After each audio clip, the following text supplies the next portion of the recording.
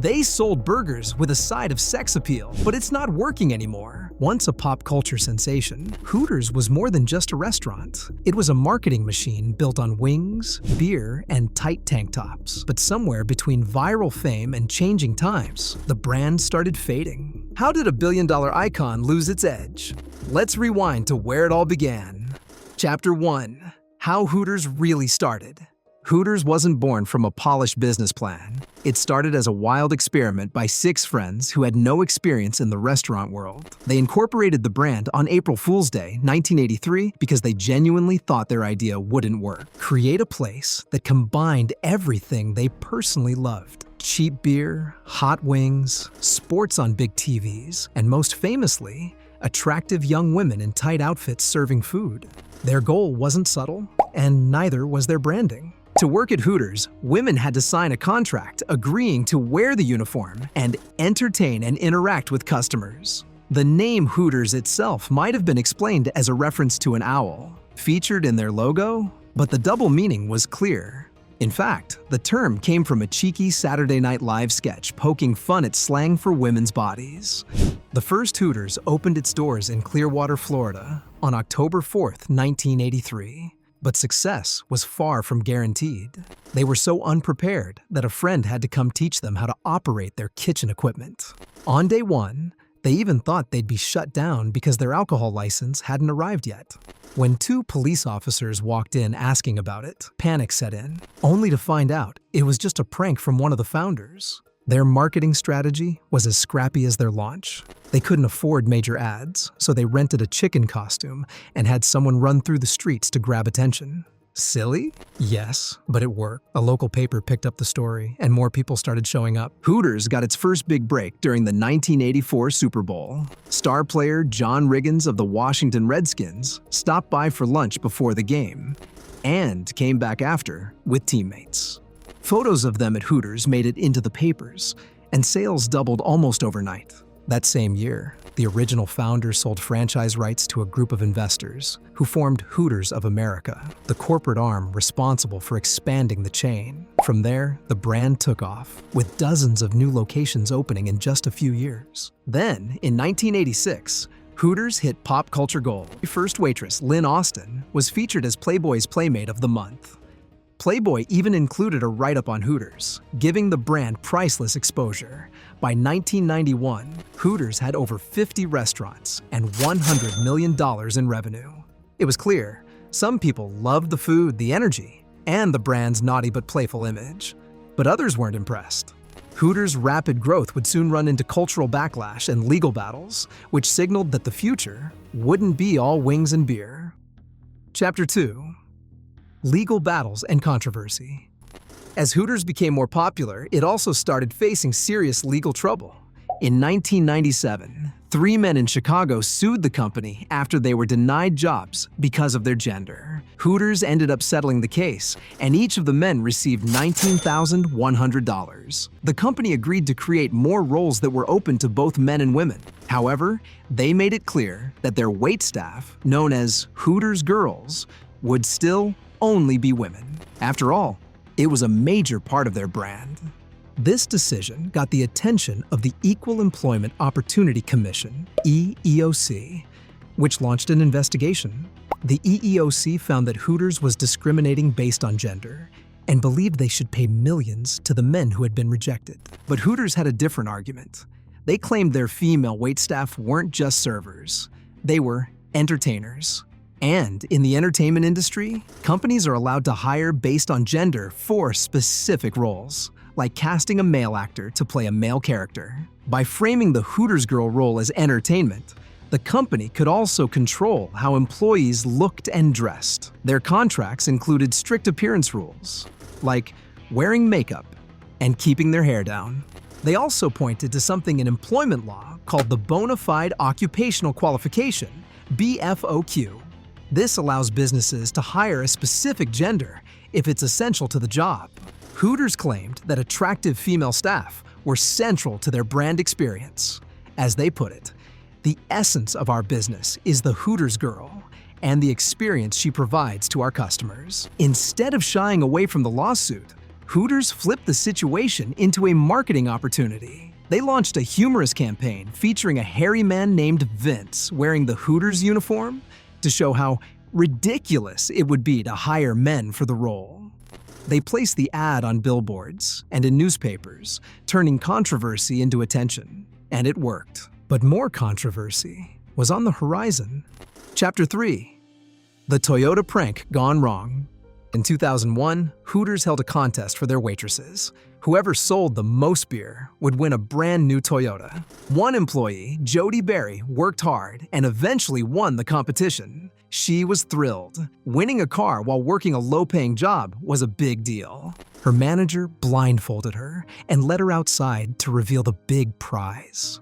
But when the blindfold was removed, there was no car. Instead, there was a small toy figure of Yoda from Star Wars sitting on the ground. A toy Yoda. Her manager thought it was a harmless April Fool's joke. Jody didn't find it funny. She had taken the contest seriously and worked hard to win. Feeling tricked and disrespected, Jody decided to sue the company. In the end, Hooters reached a settlement. While the exact amount wasn't made public, her lawyer said it was enough for her to walk into a dealership and buy any Toyota she wanted. Despite these lawsuits and settlements, Hooters was still doing well overall. Their wings were selling, and they were expanding to more international locations. And then, taking a surprising leap, they decided to launch something totally unexpected: an airline. Chapter 4. When wings took flight, the Hooters Airline Experiment. By the early 2000s, Hooters was flying high, literally and financially. Flush with cash and brand confidence, the company decided to take their Hooters Girl experience beyond restaurants and into the skies. In 2003, they purchased a small carrier called Pace Airlines and rebranded it as Hooters Air. Decked out in the signature orange and white branding, the planes weren't just about getting you from point A to B. They were a full-on Hooters experience. Every flight featured 2 local Hooters girls, not as flight attendants, but as entertainers. Dressed in their familiar uniforms, the women mingled with passengers, hosted trivia games, sold merchandise, and delivered a dose of in-flight novelty that turned heads. Oddly enough, it worked at first. The gimmick drew curious customers, and the airline offered a competitive flat fare of $129, enticing enough for budget-conscious travelers looking for something different. But the honeymoon didn't last long. Despite the buzz, Hooters Air never gained real altitude. Within just 3 years, it had hemorrhaged nearly $40 million and was forced to shut down in 2006. The problems? A mix of bad timing and flawed assumptions. Post-9/11 anxiety still loomed large. Demand for air travel was unpredictable, and rising fuel prices crushed their narrow profit margins. Worse still, the market was being flooded with more efficient low-cost carriers. But the biggest issue? The brand. While the Hooters girls might have lured in diners on the ground, that same appeal didn't translate to the skies.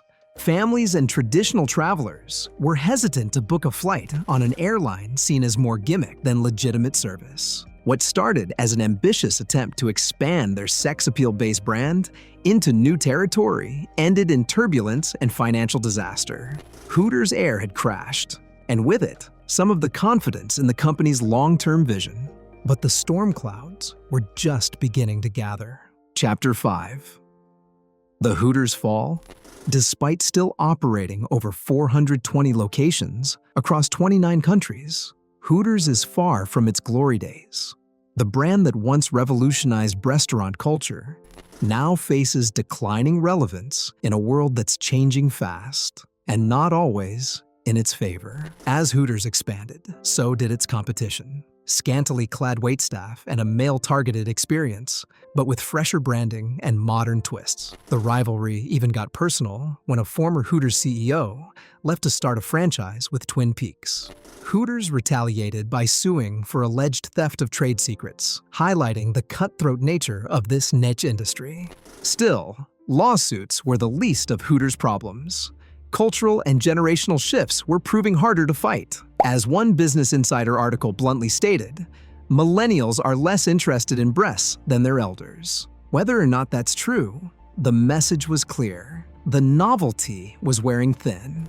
In an effort to stay relevant, Hooters launched a spin-off in 2017 called Hoots, a toned-down, more family-friendly version of the original. Gone were the revealing uniforms, replaced with modest attire and a neutral aesthetic. Hoots was meant to appeal to the modern diner, especially those uncomfortable walking into a traditional Hooters. The company even leaned into delivery options, joking that if your partner sees a Hooters charge on your card, you could now say, "It was just delivery." But there was a deeper issue at play: the food. For years, critics claimed the menu was never really the draw, with many calling the food overrated. Hooters' core product simply couldn't compete in a crowded dining market, especially when the experience was no longer enough. And then there were the darker headlines.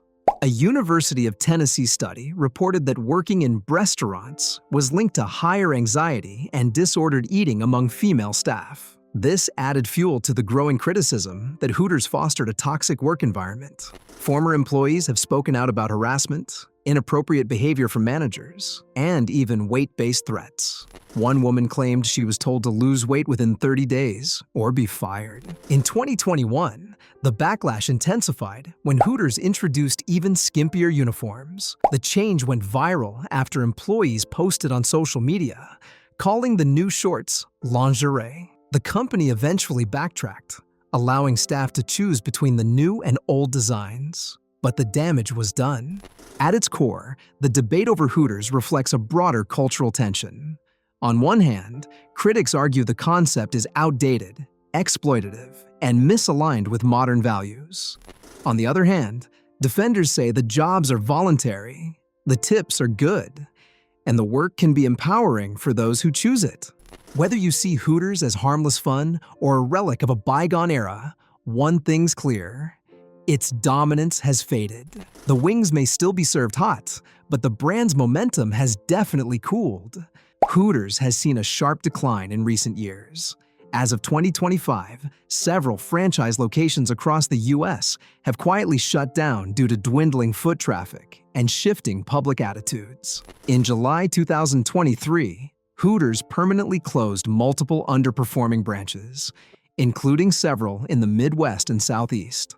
Franchisees cited rising operational costs, declining dine-in culture, and ongoing image issues as key reasons for closure. The company's attempts to stay relevant, like launching the toned-down Hoots spin-off and emphasizing food delivery, have failed to reignite major interest. Hooters' core branding, once considered edgy and attention-grabbing, now feels outdated in a post-#MeToo Gen Z-driven landscape. Consumers increasingly prefer inclusive modern dining experiences over novelty themes rooted in outdated gender norms. Industry analysts note that while themed restaurants still have potential, they need to evolve faster. Competitors like Twin Peaks and Tilted Kilt have found short-term success by adjusting aesthetics and offerings, but even they face the same cultural scrutiny. For Hooters, unless a serious brand overhaul is implemented soon, these closures could mark the beginning of a slow fade into irrelevance. If you found this deep dive interesting, don't forget to like, subscribe, and hit that bell so you never miss a breakdown like this. Thanks for watching, and let us know in the comments, is Hooters outdated or just misunderstood?